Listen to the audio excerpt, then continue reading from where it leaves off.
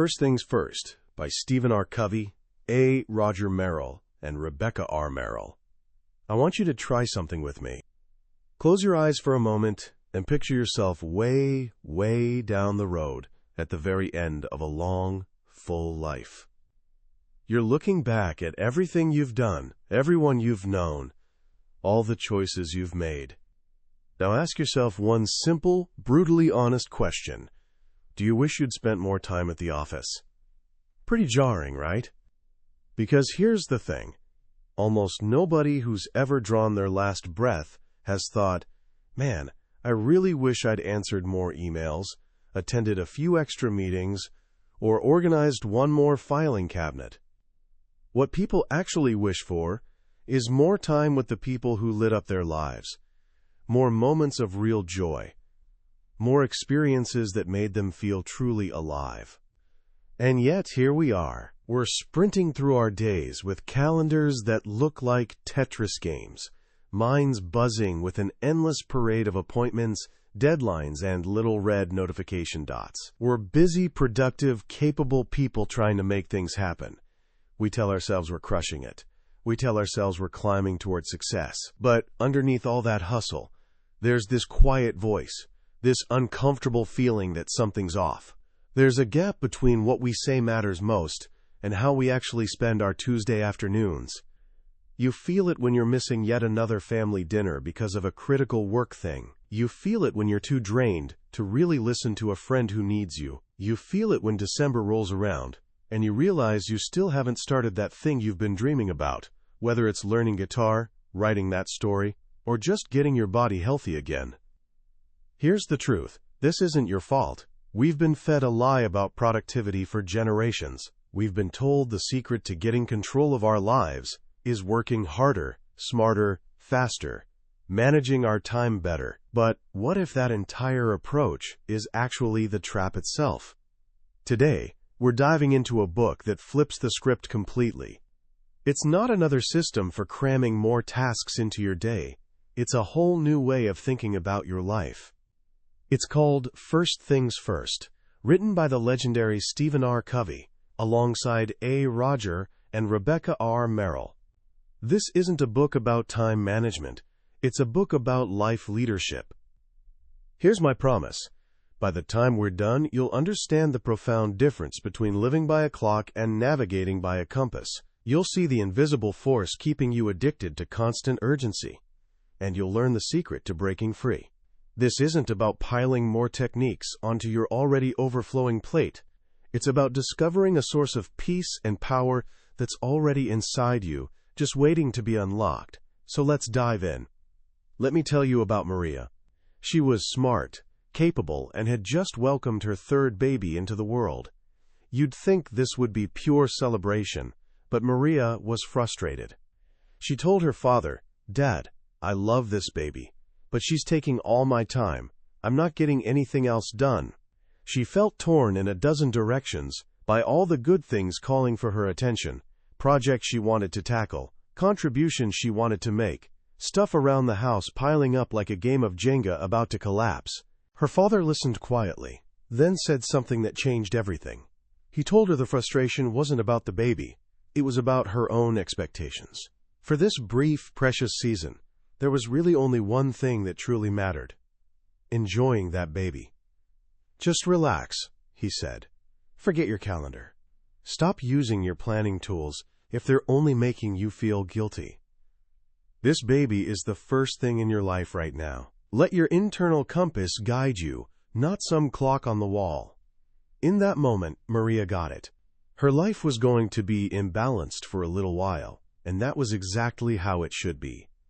This story captures the struggle we all face. It's a struggle between two powerful forces that direct our lives: the clock and the compass. The clock represents everything you think of when you hear time management: your appointments, schedules, goals, those never-ending to-do lists. It's how we manage our time. The compass represents something deeper: your vision, your values, your principles, that inner voice telling you what really matters. It's your direction, how you actually want to lead your life. The struggle, that nagging gap we feel, happens when there's a disconnect between our clock and our compass, when what fills our days doesn't align with what fills our hearts. For some people, this is intense pain. They feel trapped in a cycle of constant crisis management, always putting out fires but never making time for what would actually make a difference. Their lives feel like they're being lived for them, not by them. For others, it's more subtle, a low-grade guilt about all the things they're not doing that keeps them from enjoying what they are doing. And for some, the pain is emptiness. They climbed the ladder of success, got the degree, pulled the late nights, earned the promotion, only to reach the top and discover their ladder was leaning against the wrong wall the whole time. So what do most of us do? We turn to time management. The field has exploded over the years, evolving through what Covey calls 3 generations of thinking. The first generation is all about reminders, simple notes and checklists to help you remember stuff. The second generation adds planning and preparation, calendars and appointment books, where you schedule future events.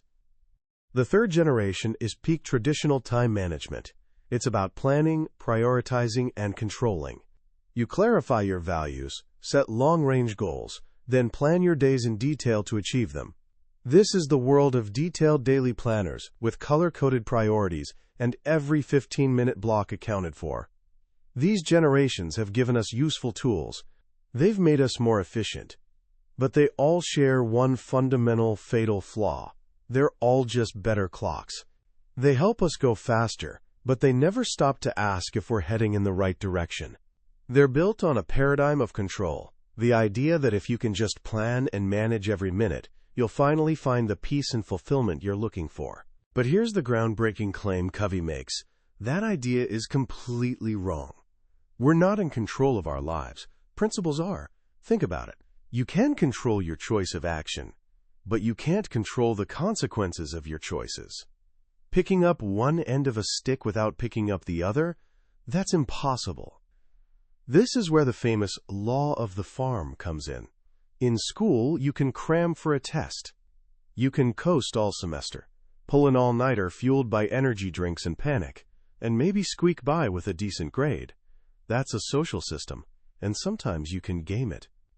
But can you cram on a farm? Can you skip planting in spring, relax all summer, then frantically scatter seeds in fall, and expect a bountiful harvest overnight? Of course not. A farm operates on natural laws, on principles. There's a season for planting, a season for nurturing, and a season for harvesting. No shortcuts. No hacks. The great mistake of traditional time management is treating our lives like social systems we can manipulate, when in reality, our lives, our health, our relationships, our character, our deepest sense of fulfillment are all governed by the law of the farm. They run on principles. This brings us to the need for a 4th generation of thinking, not an evolution, but a revolution. This 4th generation moves beyond time management to life leadership. It asks a different question. Not, how can I do things more efficiently, but am I even doing the right things? It gives us not another clock, but a compass. To understand how this compass works, we need to grasp one of the most powerful concepts ever developed for personal effectiveness, the time management matrix. Picture a square divided into 4 sections. Activities can be sorted by 2 factors, whether they're urgent or not urgent, and whether they're important or not important. Urgency means it demands immediate attention. It acts on you. A ringing phone is urgent. A looming deadline is urgent. Importance relates to results. If something's important, it contributes to your mission, your values, your high-priority goals. Now let's tour the 4 quadrants. Quadrant 1 contains activities that are both urgent and important. These are your crises, your pressing problems, your deadline-driven projects. We all have to spend time here, but if you live here, you burn out, get stressed, and constantly feel like you're barely keeping your head above water. Quadrant 3 is the great deceiver. It's for things that are urgent but not important. This is the phantom of Quadrant 1. The noise of urgency creates the illusion of importance. This is where many phone calls, meetings, and drop-in visitors live. We spend tons of time here thinking we're handling important stuff, but we're really just dealing with other people's priorities. Quadrant 4 is the wasteland. Things here are neither urgent nor important. This is mindless scrolling, trivial busy work, time wasters. Obviously, we shouldn't be here, but we often escape to Quadrant 4 just to survive after being beaten up by Quadrants 1 and 3. And then there's Quadrant 2. Quadrant 2 is the heart of effective personal leadership. These are activities that are important, but not urgent. This is the quadrant of quality. This is where you do long-range planning, anticipate and prevent problems, build relationships, exercise, engage in deep learning, and prepare for the future. Here's the secret. Quadrant 2 doesn't act on you. You must act on it. The phone doesn't ring to remind you to strengthen your relationship with your kid. A deadline doesn't pop up telling you to clarify your life's purpose. These are things we know matter, but because they're not urgent, they're the very things we push aside. Think back to Maria, the new mother. The clock, her to-do lists, her projects, was screaming with urgency. But her compass, that deep inner knowing, told her the most important Quadrant 2 activity was being present with her new baby. The problem for most of us is we're driven by urgency. We become addicted to the adrenaline rush of handling crises. It feels good in a stressful way. When trouble hits, we swoop in, solve it, and feel like heroes. It brings instant gratification. This urgency addiction is so powerful that even when nothing important needs doing, we'll find something urgent just to stay in motion. Busyness has become a status symbol in our culture. If we're busy, we must be important.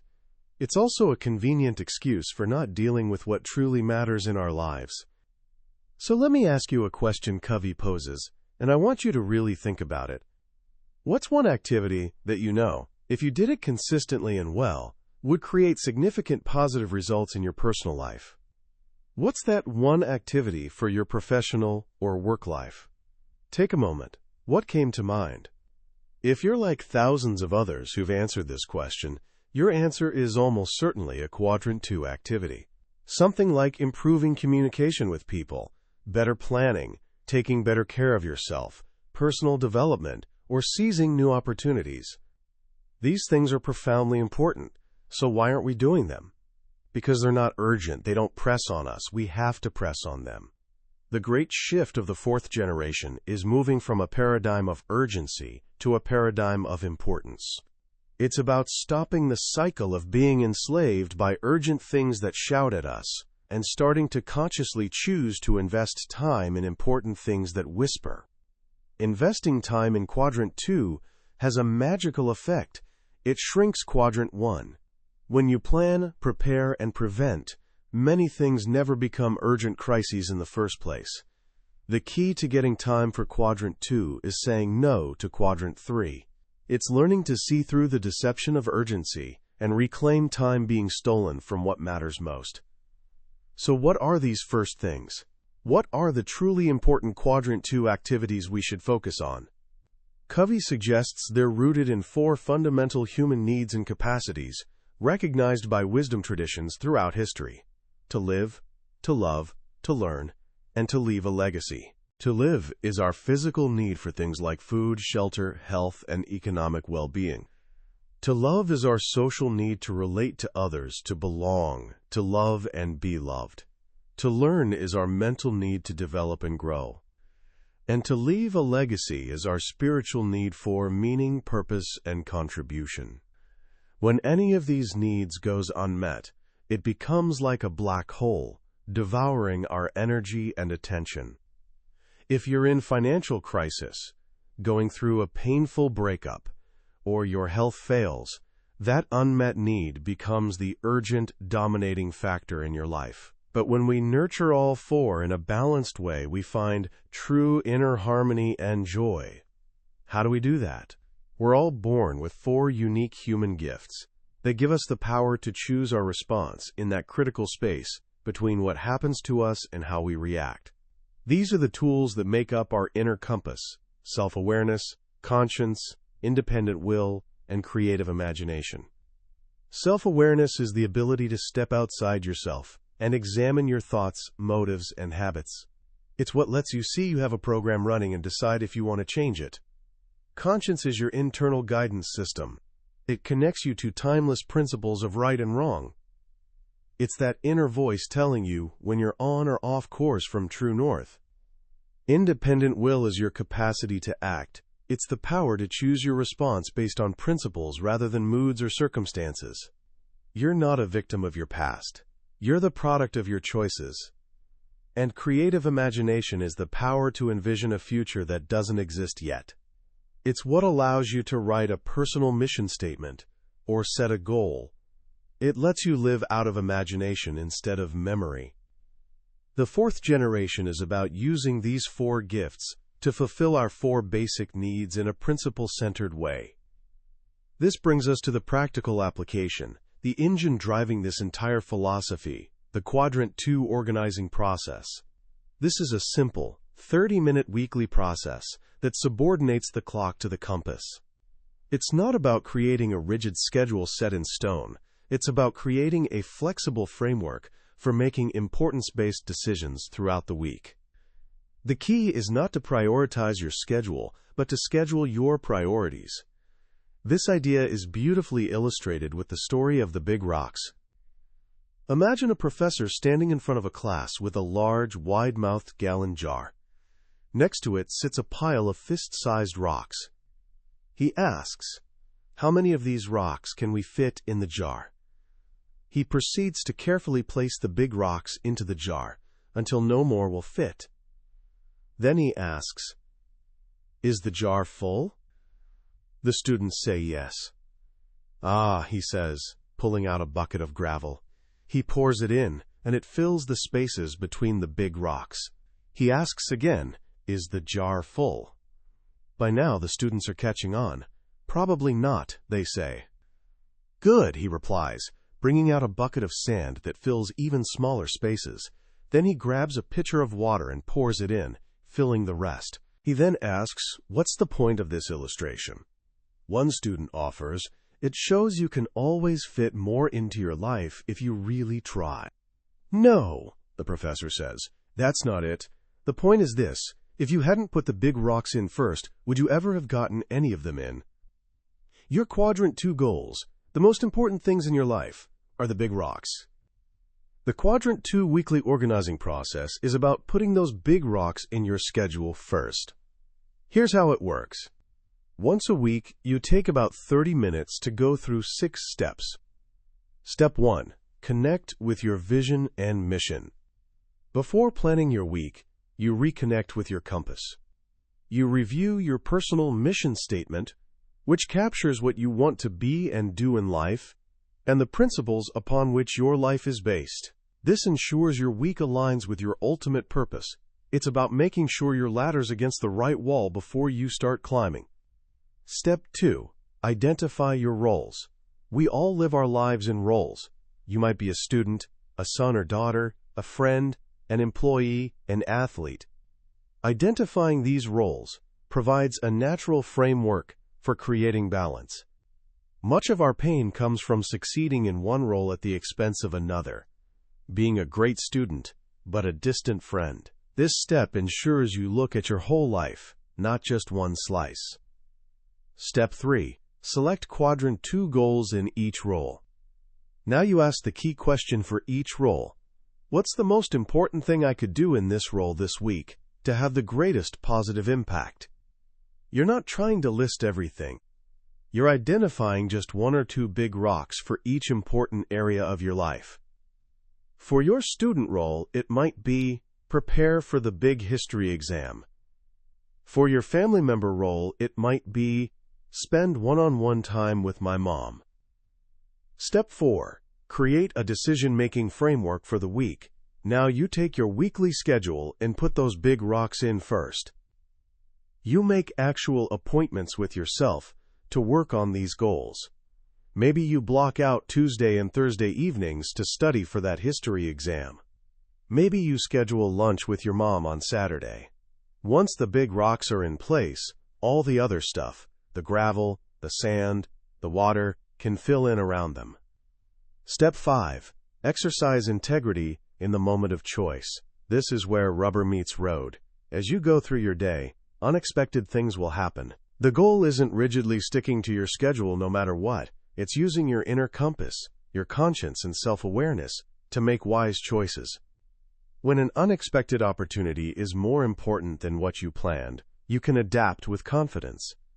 When it's less important, you have the perspective and power to stay on track. Step 6. Evaluate. At the end of the week, before planning the next one, you pause and reflect. What goals did I achieve? What challenges did I face? What can I learn from this week? This final step closes the loop and turns your life into an upward spiral of learning and living. This process is profoundly different from traditional daily planning, which is like trying to navigate with a magnifying glass, only seeing what's right in front of you. The weekly perspective is like a normal lens. It provides context. It allows you to see the whole picture and make far wiser decisions. But the journey doesn't end with personal effectiveness. So much of our time and our quality of life is determined by our relationships with other people. This is the interdependent reality. Our greatest joys and deepest pains often come from our interactions with others. Traditional time management either ignores this reality or deals with it transactionally. It sees other people as resources to delegate to, or as interruptions to handle efficiently. But the fourth generation sees interdependence as transformational. It's about creating synergy, where the whole is greater than the sum of its parts, where 1 + 1 = 3, or 10, or 100. To achieve this, we need to shift from a win-lose mentality to a win-win paradigm. This is beautifully captured in a simple arm wrestling exercise. Imagine you're arm wrestling someone, and the goal is to get as many wins as possible in 60 seconds. Every time someone's arm hits the table, they get a point. Most people immediately start a power struggle, fighting to get that one win. They might succeed, but after 60 seconds of intense effort, the score is 1-0. But what if you thought differently? What if you let the other person win, then they let you win, back and forth quickly? In 60 seconds, you could both rack up 30 wins. That's the power of win-win. In almost all situations, cooperation crushes competition. To put this into practice, Covey introduces the concept of win-win stewardship agreements. This is the ultimate tool for empowering others and creating synergy in families, teams, and organizations. Instead of delegating tasks, you delegate responsibility for results. A win-win agreement is a clear, upfront understanding between two or more people about 5 key elements. 1. Desired results. What are we trying to accomplish? What does a win look like for everyone? 2. Guidelines. What are the principles and policies we have to operate within? What are the rules of the game? 3. Resources. What financial, human, or technical resources are available to help get the job done? 4. Accountability. How will we measure success? How and when will we report on progress? 5. Consequences. What happens, good and bad, when we achieve or fail to achieve the desired results? Think about the incredible amount of time wasted in families and workplaces because of unclear expectations around these 5 things. We spend our days in Quadrant 1 putting out fires caused by misunderstanding, and in Quadrant 3 dealing with political drama and miscommunication. A clear win-win agreement, created in Quadrant 2 time, prevents most of those problems from ever happening. It transforms a manager from a hovering supervisor into a leader who becomes a source of help. It transforms a parent from a dictator into a coach. It empowers people to govern themselves. They become accountable for results, not for methods. This is true empowerment, unleashing the potential of others. The journey from time management to personal leadership is a journey from the inside out. It starts with a commitment to live by your compass, to put first things first in your own life. It begins with the courage to pause in that space between stimulus and response, to ask with intent, listen without excuse, and act with courage. It doesn't mean life will be easy. There will be challenges. But your peace and happiness will no longer depend on whether your day goes according to plan. Your peace will come from knowing that, no matter what happens, you have the inner compass to make choices that align with what matters most. This is the promise of First Things First. It's not about doing more things faster. It's about doing the right things with a sense of peace, purpose, and joy. It is, in the end, the peace that comes from living a principle-centered life. As we wrap up our journey through First Things First, I find myself thinking about just how countercultural this message really is. In a world screaming for more, faster, and now, this book asks us to pause, to listen, and to connect with something deeper. It feels more relevant today than it did when it was written. What strikes me most is the book's gentle but firm rejection of the quick fix. Covey repeatedly brings us back to the law of the farm, the idea that real growth, whether in our character, our relationships, or our skills, takes time. It requires patience, nurturing, and unwavering faith in the process, even when we can't see immediate results. Think about the Chinese bamboo tree. For 4 years, all the growth happens underground, invisible. Then, in the 5th year, it shoots up 80 feet. So much of what truly matters in life, building trust, raising a family, mastering a craft, is like that bamboo tree. The most important work is often invisible for a very long time. The second powerful lesson is the shift from seeing people as interruptions to seeing them as the purpose. The idea that you could be efficient with a person, a spouse, a child, a struggling coworker, is shown to be not just ineffective, but absurd. The book redefines importance by placing relationships and empowerment at the very center of a well-lived life. It reminds us that our greatest legacy won't be the projects we completed or deadlines we met, but the impact we had on the hearts and minds of people around us. Finally, the concept of the compass is such a beautiful and enduring metaphor for inner peace. In a turbulent world where circumstances change in a heartbeat, having an external schedule as your source of security is a recipe for anxiety. But anchoring your security in your own integrity, in your commitment to live by your conscience and principles, gives you stability that no storm can shake. Your compass is always there, always pointing to true north. So how can you start applying these ideas today in a small, simple way? First, try asking yourself the one thing question we talked about. What's one activity that, if you did it consistently, would make a huge positive difference in your life? Identify that Quadrant II activity. You don't have to overhaul your entire life tomorrow, but just knowing what your big rock is can begin to shift your perspective. Second, this coming Sunday, try the 30-minute weekly organizing process. You don't need a fancy planner, just grab a simple piece of paper. Write down your most important roles. For each role, think of one big rock, one Quadrant II goal for the week ahead. Then look at your calendar and schedule a specific time to do it. Just try it once and see how it feels to put your priorities on the schedule first. And third, for the next week, just become an observer of urgency in your own life. Notice how many times the phone rings, a notification pops up, or someone drops by and pulls you away from what you were doing. Don't judge it. Just notice how powerful the pull of the urgent is.